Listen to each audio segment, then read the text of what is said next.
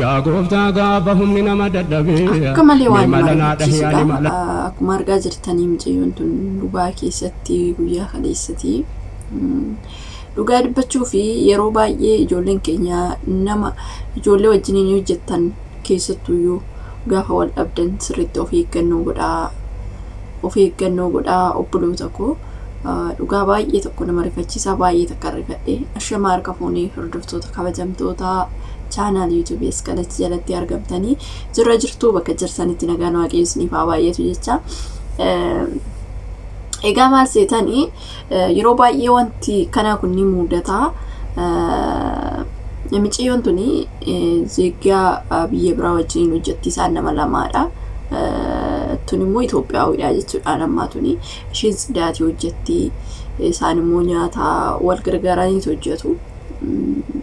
Akka hiriyaan jettetti egaa isaan wal loltee jedhanii Itoophiyaawwan keenya yeroo baay'ee beektanii namaan gaafa wal loltanii nama akkamii wajjiniin of eeggannoo godhuu hin beektanii akka amma zeegaa biyya biraatti of eeggannoo hin gootanii jechuudha. Kanaaf yoo of eeggannoo godhaa ijoolleen keessattuyyuu nama lama taatanii mana tokko keessa hojjettanii jechuudha. Egaa akkuma beekamu mucayyoo tanaaf nyaata isheen sa'aatii 7 waan akkasii misaadha. Sa'aatii misaatii nyaata yaa'u kaagizee baay'ee isaan nama yaamu sa'aatii misaatii isaan walitti nyaatu isheen Itoophiyaan tun immoo kophaatti nyaatti jette akka hiriyaan ishee dubbattetti mucayyoon yaamaniitu misaa san dhiistee kaattee jaratti bira dhattee yeroo isheen deebitee misaa sanitti qoricha jalaa godhanii misaa san nyaattee fixxee daqiiqaa xiqqoo turtu. Lafa dhoofte gaggabdee lafa dhoofte jedhanii baay'ee tokko dhugaa waan baay'ee nama rifachiisudha. Egaa ompolaasii yaamanii ompolaasiin akkuma argaa jirtanii viidiyoo waraabame kana akkuma argitanii fuutee mana yaalaa geessitee yoo akka qoricha ta'ee beekanii jechuudha. Egaa baay'ee ulfaata. Dhugaa waaqayyo nu haa eegu, waaqayyo nu haa tiksu. Nuyi wanta yeroo biyyaa baane nama abdannee osoo hin taane waaqayyoon tokko qofa qabanneeti kan biyyaa baane inni nu haa tiksu, inni nu haa eegu. Nama kamiyyuu hin amanina. Itoophiyummaayyuu nama fakkeenyaaf gaafa wal loltanii dhugaa dubbachuu fi waa takka amma fakkeenyaaf shaayii gaafa dhugdan shaayii keessan ooka fixaa yookiin immoo gimmaasha gootanii warri biraa deemtanii siruma hin dhuginaa deebitanii. Baqa waan tokko waan banaa of eeggannoo jechuun kanuma baqa. Of eeggadhaa. Yeroo ammaa kanatti namni waan gidiraa malee namaaf hin yaadu, waan tokkollee malee hin hojjetu. Kanaafiyyuu of eeggannoo godhaa. Adaraa keessanii isiniin jedha. Egaa obboleettiin keenya kun guyyaa kaleessaa akkana taatee ijoollee lama qabdi jedhanii dhugaa dubbachuuf amma nama beektanii lifaatiin keenya amma namaa jechuudha. Daqiiqaa takka keessatti kan wal biraa dhabaamnu jecha walaarsine genne beektanii ani yeroo baay'ee dhugaa dubbachuu waan akkanaa kun hin deddeebi'a. Of eeggannoo godhaa gaafa jedhamtanii amma mucayyoo tana yaa'u beektanii keessattuu yeroo nyaata fa'aa nyaattanii yookaan hin dhaqinaa yeroo jechuun gizee nyaata qopheeffattan dhugaa dubbachuuf isaaniyyuu kasi waamanii diduunis hin danda'amu maal godhu. Kanaafiyyuu adaraa keessanii ammoo feeyyuu wal jaalattan ammoo feeyyuu wal amantanii waan akkana kanarratti of hin gatinaa of eeggannoo godhaa isiniin jedha. Kuni dhaamsa kiyyaadha. Yeroo baay'ee ammoo kan mudatu waan akkanaa kun immoo yeroo baay'ee deddeebi'ee jira Dubaay kana keessatti beektanii. Yeroo tokkos mucayyoon Oromootii fi Amaaraadha. Isaan immoo Itoophiyaa ta'anii kan akkas wal godhanii kanaafiyyuu keessattuu Dubaay kana keessatti waan qoshashaa akkanaa kana dhugaa dubbachuuf waan qoshashaa akkanaa kanatu baay'ata jechuudha. Kanaafiyyuu ijoolleen biyya kana keessa jirtan sirriitti namoonni nama lama taatanii hojjetan nama lama bichaa yoo son taane baay'atanii kan hojjettanii jechuudha. Of eeggannoo godhaa. Atti baqa atti waan isaaniif waan keessan baqa of eeggannoo jechuun ani ofitti amantee kophaa kee jechuudha. Akka ko'ummaatitti akka jiraattutti of taatee jiraachuu qabda jechuudha. Namarraa fagaattee baqa ani dhugaa dubbachuuf yeroo ammaa kana namatti siquun nama sodaachisa. Nama wajjin haasa'uun saayiboomuun baay'ee ulfaataadha. Margitan engan miila darbe Beeruutitti ijoollee odoo wajjin hin galanu mana tokko keessa wajjin galanu deebitee jara garagartee haala suukanneessaadhaan ajjeeste jechuudha. Hiriyaashiiti jechuudha. Wajjiniin odoo jiraataa jiran akkasitti akka sareetitti akka nama shunkurtii muruutitti kattaftee shaanxatti gootee baastee jechuudha. Ilaala ilmi namaa waan akkanaa walirratti raawwata. Ilmi namaa bakka bineensa bosonaa walitti caaleetii jira jechuudha. Markitanii kanaafiyyuu yoo biyyoo taanaan eenyumaayyuu hin amanina. Lolli lolaa namni wal lolee tarii aaruus danda'a. Yoo aaresan immoo waan akkanaa waan badaa kana walirratti raawwachuu qaba hin qabu. Kuni seexana malee dhugaa dubbachuuf kukkutanii akka shunkurtiitti kukkutanii shaanxaa keessatti naqamsatti.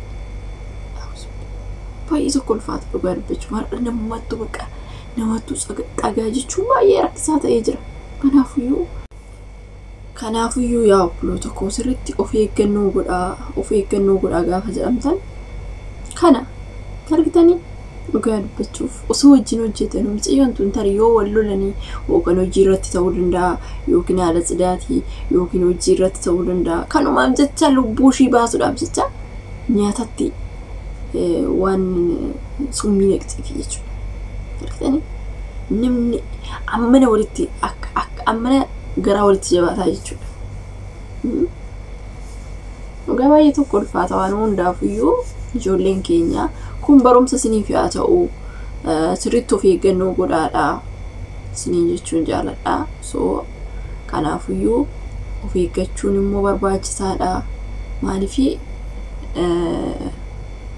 dhugaa dubbachuuf ani baay'ee tokko waan ajaa'ibu keessaa ani dhugaa dubbachuuf ani beeku waan natti ibsu ana fakkeenyaaf manuma madaami jiraadhee waan banaa ta'e abadan bishaan qadaaddu guutumaayyuu ta'e banaa taana hin dhugu dhugaa dubbachuuf na sodaadha baqaan waan kana arguuf yeroo baay'ee waan akkana kana waan arguuf na sodaachisa hin fayyadamu bishaan banaa guutumaayyuu ta'e banaa yoo ta'e hin dhugu dhugaa dubbachuuf kanaaf of eeggannoo godhaa eenyumaayyuu maan taane mana maatii bira hojjettan maan taane kana wajjin hojjettan maan taane hiriyoota keessa maan taane waan sinii kennamuun abadan yeroo namaa kun badeeti jira. Kanaafiyyuu yaa obboloota koo of eeggannoo godhaa. Kanaafiyyuu baay'ee ulfaataa yeroon isaa baay'ee ulfaata waan ta'eef kanaafiyyuu hanga ta'etti of eeguu qabdu. Keessattuu ijoolleen nama hojjettanii jechuudha. Annaa kana isiniin jedhaa baay'ee ulfaataadha yeroon akkanaa kuni. Kanaafiyyuu of eeggannoo godhaa. Wanta biraa dhiisatu dhugaa dubbachuuf har'a beektanii maasumaayyuu taatee firumaayyuu taatee gaafa qarshii harkatti arganii lubbuu keessan baasanii qarshii barbaadu. Yeroo akkanaatiin dhufee bara akkanaa keessa jira jechuudha. Firoomti keerraa qarshii harkatti arginaan dhugaa dubbachuuf lubbuu keessan bakka isin qabu. Baay'ee nama sodaachisa. Yoo haftaamii taate makaraa, yoo waa qabaatte makaraa. Kana ni beektu Itoophiyaa keessatti immoo waan akkanaatiin jira jechuudha. Kanaafiyyuu lubbuuti yennaa caalaa. Kanaaf sirriitti of eeggannoo godhaa waa hundumarraa. Bilisa taanii of eeggannoo goonee biyya ormaa kana keessatti immoo keessattuyyuu saayii baay'achuu dhiisuu. Hiriyaa isa jedhamu san baay'achuu dhiisnu. Kennaa giiftii waan akkasii namoonni tokko ni yaadattoota miidiyaa kanarraa koo waa baay'ee barattu dhugaa dubbachuu fi waa baay'ee sin barsiisa. Waa baay'ee nama beekutti ani garuu miidiyaa kanarraa waa hedduun baradhe jechuudha. Maal akkan ta'u akkan of ta'ee jiraadhu na godhe jechuudha. Miidiyaa kanarratti akkan of ta'ee jiraadhu jechuun dhugaa dubbachuuf waan akka of eeggannoo goote qaaqee goota jechuudha. Fakkeessoo odoo hin taane amma yeroo tokko ni yaadattu lammii eechaa akka taate lammiin sun ni jalaa badee jira. Hiriyoomtumti ishiin beektee nama qabeenya qabudha. nama qabeenya qabu sirriitti qabeenya qabdii mana bareedinaa qabdii mana bakka hedduu takka argitan yoo ta'e TikTok irratti deddeebi'aa ture waan sun dhugaa dubbachuuf hiriyoomtumti ishiin liibirra jirti liibirratti dhaqanii too akka giiftii wayii kennaniif turanii gadi baatee giiftii san erganii fi achumaan ishii sajjeesanii jechuudha ishiin haadha qabeenyati ilaala kanaafuyyuu rakkoodha miidiyaa kanarraa namni miidiyaa seeraan hordofee badeen badu beektanii waa hedduu nama barsiisaa waa hedduu irraa barattu kanaaf akka uftaa turree akka baqa namarraa irree fagaattu waan akkanaa kana waa argitan sirriitti of eeggannoo gootu jechuudha waa tokko irraa baratte hin baratta beektee si qormaata sanirra qormaata sitti dhufe sanni deebitee akka hin qoramneef of eeggannoo goota waan tokko gaafa qoramte jechuudha waan sanitti hin deebitu kanaafiyyuu nuti illee akkas ta'uu qabna waan nama tokko irratti waan akkanaa erga argine muudha badan dhugaa dubbachuu waan sodaadhu keessa isaadha jechuudha ani amma kunoo akka mixatti taate kana abadan muudha baqa yoo satti nyaadhaa garuu itti deebi'ee isaan yaamanii isaas fuuldura na dhufu baqa yeroo baay'ee waan na argeef jechuudha kanaaf deebi'eetu nyaadhu deebi'ee waan shaayis ta'e maalis ta'e lafa godhe san deebi'eetu hin dhugu hin nyaadhus kanaaf of eeggannoon barbaachisaadha yaa obboloota koo biyya ormaa keessatti nagaa barbaadna lubbuu teenya barbaadna waan dalaganne akka baqa hambaaf hin taane of eeggannoo godhanne waaqa wajjiniin waaqayyoos nu eegaa waaqa gaditti immoo nu sirriitti of eeggannoo gochuu qabna naakasiniin jedhaa turtii gaarii qabaadhaa viidiyoo biraatiin hanga walitti deebinutti nagaa naa turaa.